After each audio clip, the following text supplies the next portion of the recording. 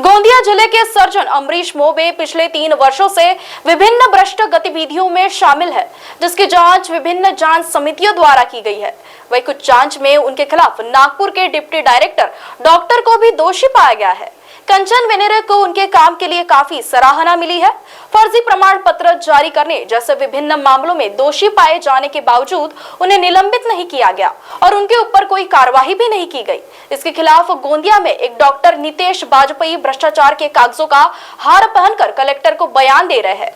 Doctor Amrish मोबे को उनके भ्रष्टाचार के लिए जल्द से जल्द निलंबित किया जाना चाहिए और उचित कार्रवाई की जानी चाहिए, ऐसी मांग डॉक्टर नितेश बाजपेयी ने की।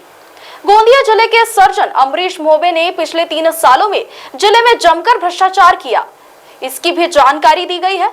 19 मृत व्यक्तियों को फिटनेस प्रमाण पत्र देते हुए अवैध गर्भपात केंद्रों को मंजूरी देना, अवैध नर्सिंग होम को मंजूरी देना, जिले के सभी अस्पतालों में मनमाने ढंग से पैसा वसूलना और भुगतान न करने की स्थिति में जिले के सभी अस्पतालों को बंद करना, अवैध सोनोग्राफी केंद्रों को मंजूरी देना, सरकारी अस्पतालों के डॉक्टरों और अन्य कर्मचारियों से पैसे की उगाही करना, वेतन के नाम पर सीएस मोबे ने कई भ्रष्टाचार किए हैं।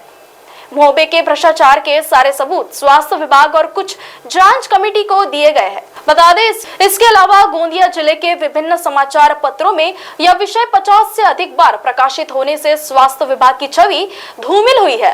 इसके लिए मोबे जैसे भ्रष्ट अधिकारियों पर कार्रवाई करना जरूरी है। गोंदिया कलेक्टर को एक बयान सौंपकर इन सभी मुद्दों पर अमरीश मोबे को तत्काल पद से हटाने और निलंबित करने की मांग वहां की गई।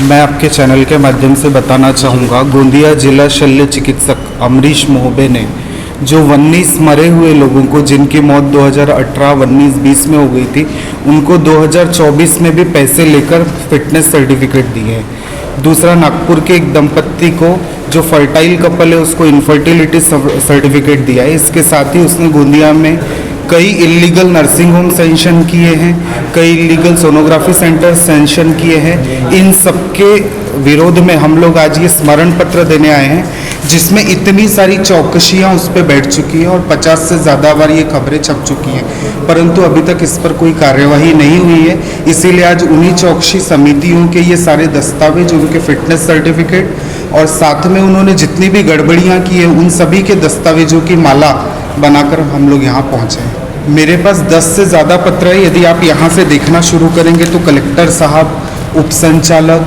डिविजनल कमिश्नर विजय लक्ष्मी बिदरी, मुख्यमंत्री, मुझे मुख्यमंत्री का भी पत्र है, परंतु इन सभी पत्रों के बाद भी अभी तक कोई कार्यवाही नहीं हुई है। इसलिए हम कलेक्टर साहब के माध्यम से मुख्यमंत्री के नाम एक स्मरण पत्र आज फिर भेज रहे हैं। महाराष्ट्र टीवी 24 के लिए अभिषेक भटनागर, गोंदिया।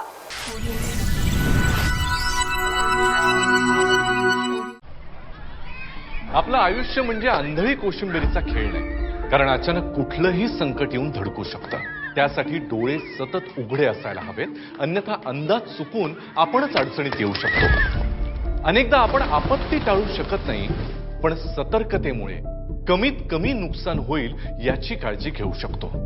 संकटात घाबरून न जाता मार्ग काढू शकतो। शासकीय सूचनांचे पालन करून आपण मदत पथकाला सहकार्य करू शकतो। आपत्तीविषयी सतर्कता वाढावी आणि आपत्ती व्यवस्थापन सोयीचे व्हावे म्हणून शासनानं मौसम, मेघदूत, सचेत, भूकंप हे ॲप्स विनामूल्य उपलब्ध केले आहेत। त्यांचा वापर करा। सतर्कतेमुळे जीवितहानी बरोबरच वित्तहानी सुद्धा टळू शकते। प्रसंगावधान राखा, योग्य कृती करा। आपत्ती व्यवस्थापन, आयुष्याचे संवर्धन। आपत्ती व्यवस्थापन, मदत व पुनर्वसन विभाग, महाराष्ट्र शासन।